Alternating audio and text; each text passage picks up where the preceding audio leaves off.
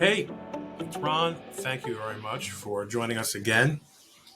So, last week we answered the complaint. Now, what if you want to sue somebody back? Countersue them. I don't know where the term or the word countersue came from. It isn't something that you will find in the rules of civil procedure in any court I've ever practiced in. It might just be some kind of coinage. It doesn't really matter. There is something called a counterclaim, however. It's probably what people mean when they say countersue. And it's when someone says, I deny the allegations of your complaint, but now I'm going to sue you back. Now, back is doing a lot of heavy lifting here because you might have a lawsuit arising out of, let's say for now, more or less the same relationship or the same operative facts and time. That's different from having another claim against that person for other things which may or may not belong in the same lawsuit. But let's say that it does belong in the same lawsuit. Let's say you decided not to sue someone for something.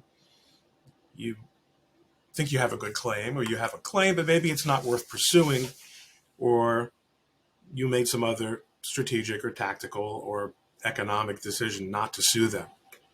But now they've sued you. You're in court already. You're probably not going to spend a lot more money. Probably depends on how big your counterclaim is. But defending and counterclaiming might not be all that different from an economic point of view in terms of your layout.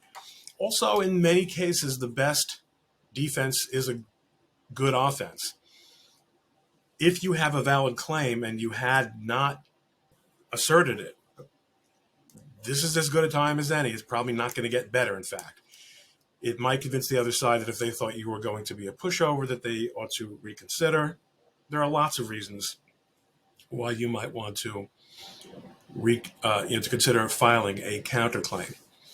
If so, you usually do it along with the answer.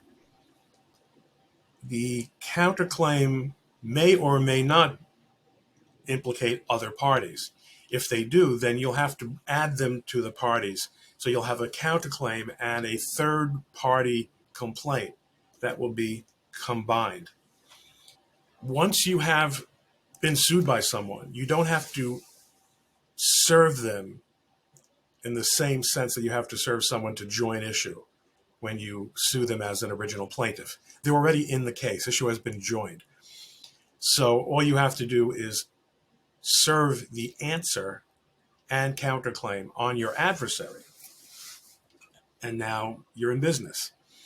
Although the business is now going to get more complicated, it will get somewhat more expensive in all probability, unless, again, the assertion of the counterclaim results in your settling the case that you might not otherwise have settled. There are a lot of considerations that might affect what counterclaims you make. As I alluded to before, one of them might be, are you going to, by adding a third party perhaps, affect diversity jurisdiction? In other words, you're from New Jersey and the person who sued you is from New York. It's a commercial claim. They are suing you in federal court. And under diversity of jurisdiction, you're allowed to proceed in federal court. Well, if you bring a third party in who is also from New Jersey or also from New York, it might affect the balance and whether or not there's full diversity. It's complicated, but I'm just giving you a sense of the kind of things that you will be thinking about. There also could be a way, it's possible to take a case that might not have a federal question aspect to it, and then it becomes a federal question, which again entitles you to adjudication of federal court, because now you're going to assert a trademark or a patent or other kind of federal-based claim against the other side. Once you have served and filed, but service and filing these days are electronic, so it's essentially the same thing. Your counterclaim, the other side now has 20 days to file its answer in response to you. So that's going to push things out in general. But in many cases, you'll find that it's well worth it. And it is a nice way to deliver you can't fire me, I quit kind of punch in the nose to the other side, as long as it's legitimate. Now, I recently filed a claim that was a lawsuit that was really just a straightforward, you ordered custom-made merchandise, my client made it for you, and then you canceled the order. Under the Uniform Commercial Code, we're entitled to be paid for it. And they came back with a bunch of BS counterclaims that should have been dismissed, but the judge signaled to us that state court, you might never get in front of a judge for years. But the signal to us was